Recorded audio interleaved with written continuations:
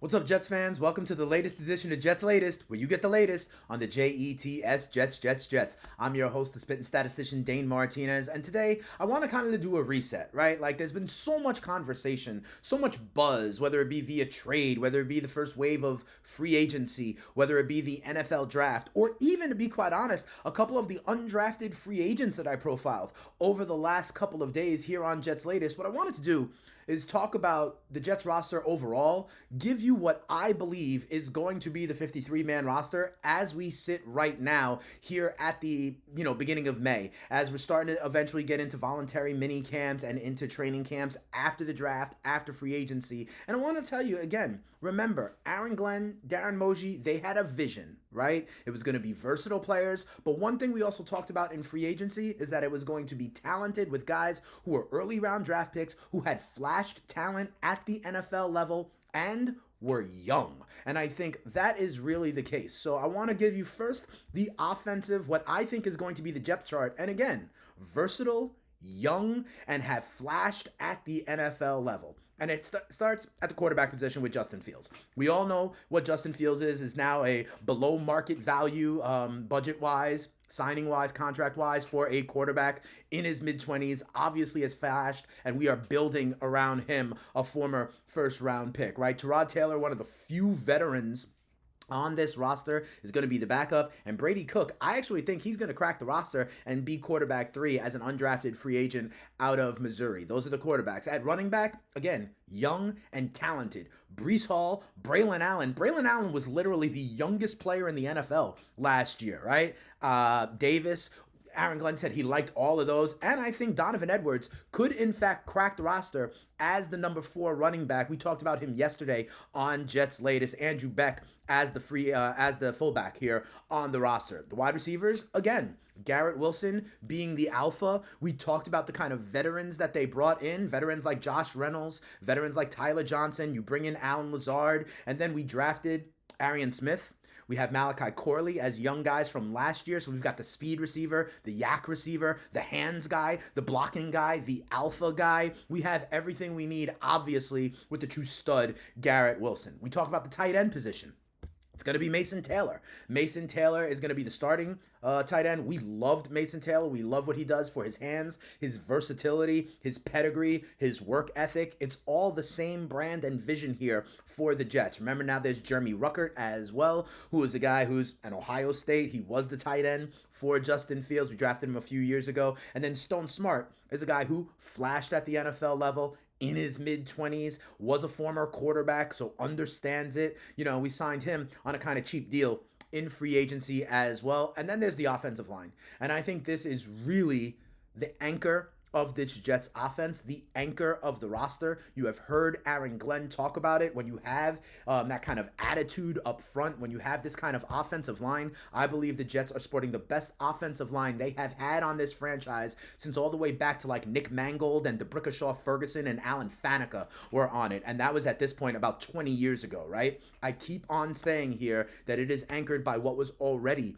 a strong interior offensive line. If you have been seeing me on Jets Latest, a couple of episodes, I talked about how Tipman, Vera Tucker, and John Simpson were all like top 10 as per PFF at their position, making up one of the strongest offensive lines in the league. And now we have Olu Fashanu from last year, first round draft pick. We have Armand Membu this year, first round draft pick. That is a starting 5 that is all talented and young. Then I think we have versatility with guys like Josh Myers, who we brought in, can play any of the interior spots, was Justin Fields center at Ohio State. Again, the synergy is clearly there, building around Justin Fields, even in lower level things like this. Okorafor, who was signed early in free agency, we thought he was going to potentially be a starter, but really he's going to profile more as a swing tackle and is good in that one. And then I think the last O-lineman on this roster is going to be Max Mitchell, all right, who is a guy that we have kept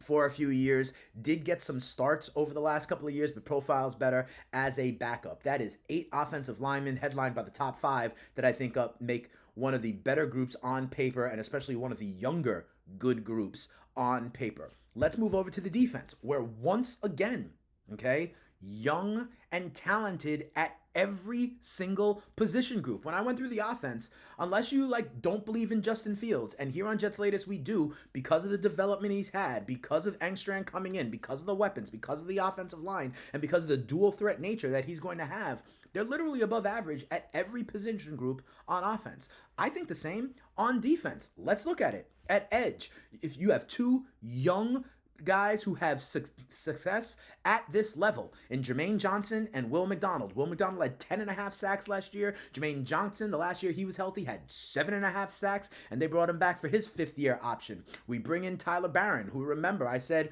we drafted out of Miami, had literally the second best pass rushing efficiency grade in the country last year. And then there's Michael Clemens as a kind of dog aggressive guy at the back end of this rotation. On the D-line, listen, it starts with Quinnen Williams, right? And a legitimate Pro Bowler in the middle who is also young. This is where we made a lot of signings in the early part of free agency that were kind of under the radar. Byron Cowart from the Bears, Derek Nandi, he's going to be the run stuffer. Okay, he's going to be the run stuffing guy next to Quinnen Williams to plug it up and stop the run. I know a lot of people were concerned about that, but Nandi is going to be that guy, and he had success being in that role with Kansas City over the last couple of years. Tufele is a guy we signed. I think he's more rotational. And then Leonard Taylor, the third, is a guy who flashed at times, but on the back end of this roster. I think it's really going to be Quinnen Williams, Cowart, and Nandi up front. At the linebacker level, listen, we've got two young studs. Sherwood was like third in the league in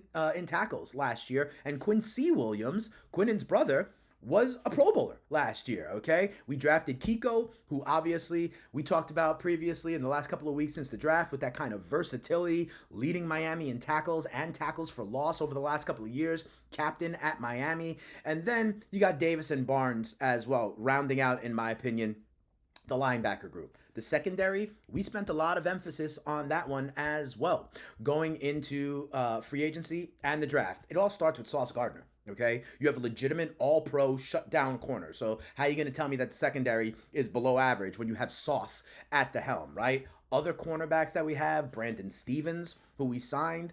Remember, press man fit, tall, lanky. You know about how here on Jets Latest, how we love A.Z. Thomas, the third-round draft pick. Press man fit, tall, lanky. Didn't give up a single touchdown last year in man coverage out of Florida State. We also have Michael Carter III, still coming back as a nickel corner, rated as one of the above-average nickel corners in the NFL. And then don't forget about Quanton Stiggers either. He was a guy who played in the CFL that we brought in last year.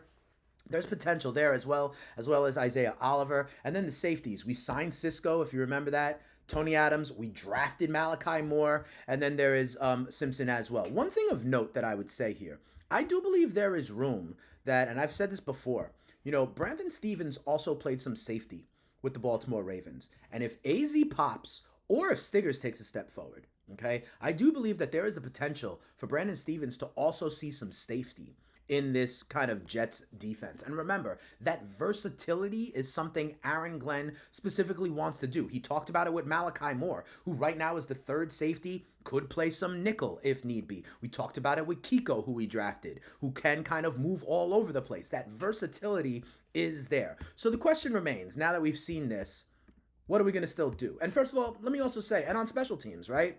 Morstead is the punter. He was good last year. Hennessy is the long snapper. Remember we signed Kine Nguanu as well? That was an interesting under-the-radar sign. He was the special teams player of the week. Remember his kickoff return for a touchdown last year against the Seattle Seahawks, where he was like AFC special teamers of the week. Then he got hurt. I also think it's important because, remember, the rule change this year in the NFL.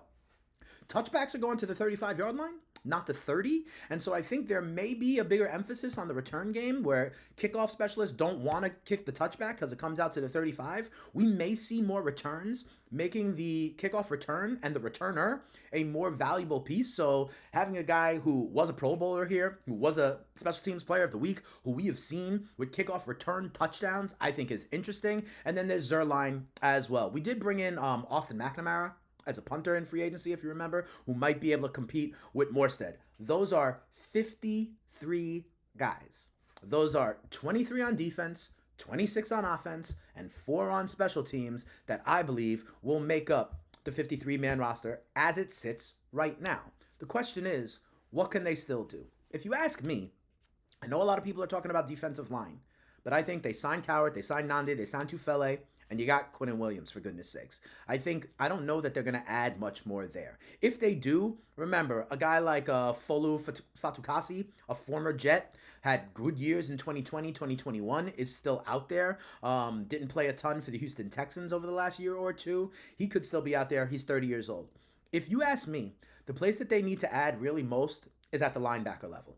Okay, I know Sherwood and I know Quincy Williams, but after that, it's Jamin Davis, Zaire Barnes. I think if anything, that's the place they are thinnest at defense and on this entire roster. There are a couple of veterans who I think could still be a sprinkle out there that are still out there on the free agent market. Names you've heard about. One is Shaq Thompson.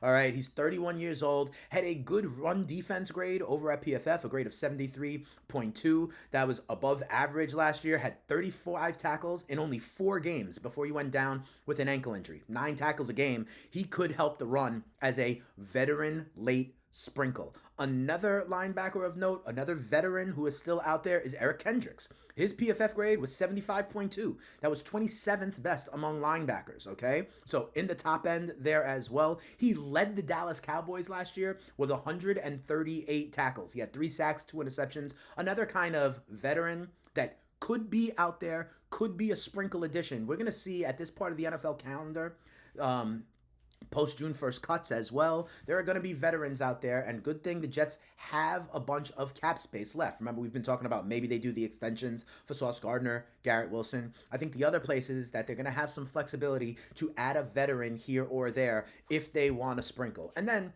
remember, at safety, I think really if AZ pops and they like what they see, they could move Stevens to safety. But that may be another place that you say maybe they need to add. I mean, Tony Adams is the veteran that they kept there. They bring in Cisco. They draft Malachi Moore. That's 3 already. Brandon Stevens can play. But there are some, again, veteran safeties out there. I think Cisco is the free agent guy, but there's guys like Justin Simmons that are still out there. There's Jordan Poyer that are still out there. There's Marcus May, a former Jet, that is still out there. So those are guys, Fatukasi at the D-line level. I tell you about Shaq Thompson and Eric Kendricks at the linebacker level, and safeties that could be available. But honestly, on offense, I don't think they're adding much more. I told you position group by position group how they were intentional and what they have done, right? The running backs, they love. We're all in on Justin Fields. Mason Taylor plus at tight end. The offensive line looks to be one of the best young offensive lines in the NFL, and people were clamoring that they needed a second wide receiver. But after Garrett Wilson, it's going to be this amalgamation of different roles for veteran guys like Lazard the blocker, Reynolds a hand guy, Tyler Johnson a speculative ad, and then these rookies that they brought in, Arian Smith, the speed burner, and Malachi Corley, who could take a step forward and be that yak bubble screen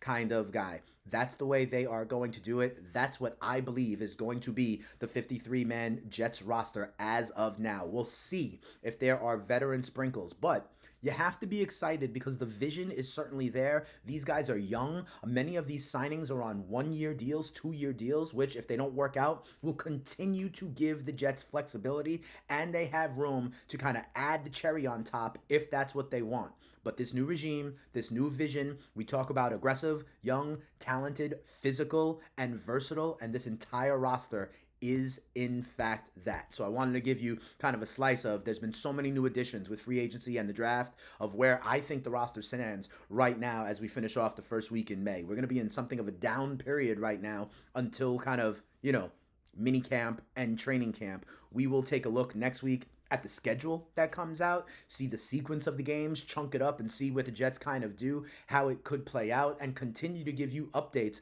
on all of the new members here on the green and white, all of the rumors to be sure. But there's not much room to add because Aaron Glenn, Darren Moji, they like what they have on this roster. You hear Moji all the time say they always will continue to bring in competition, add talent when they can. But that's what I think the roster looks like at this point moving forward. That'll do it for this episode of Jets Latest. Let me tell you though, they're not going to get any of the big names that are out there in free agents. If you're clamoring for a Nick Chubb or a J.K. Dobbins or a Keenan Allen or an Amari Cooper or something like that, or trading for a Myles Garrett, I don't think it is going to happen. That is not with the kind of deliberate, intentional vision of this new green and white regime. That's what I've been saying on Jets Latest. And if you've been subscribed, and thank you to the over 1,300 of you who have, continue to watch these videos, like these videos, tell a Jets fan friend to tell a Jets fan friend, engage with me in the comments. I love going back and forth with you guys. You could also follow me on Twitter or X at Spittin' Speeds, and you could also catch me over on SiriusXM channel 87. I am the host of the FTN Fantasy Show. FTN Fantasy is a great website, data sets, tools, projections, content, the Discord, all sorts of stuff to help you win your fantasy league, win some prop bets, and win that cash. That'll do it for this episode and this week of Jets Latest, but I will be back next week to be sure to give you all the latest on the Jets right here on Jets Latest. Have a great weekend, everybody. We out of here. Peace.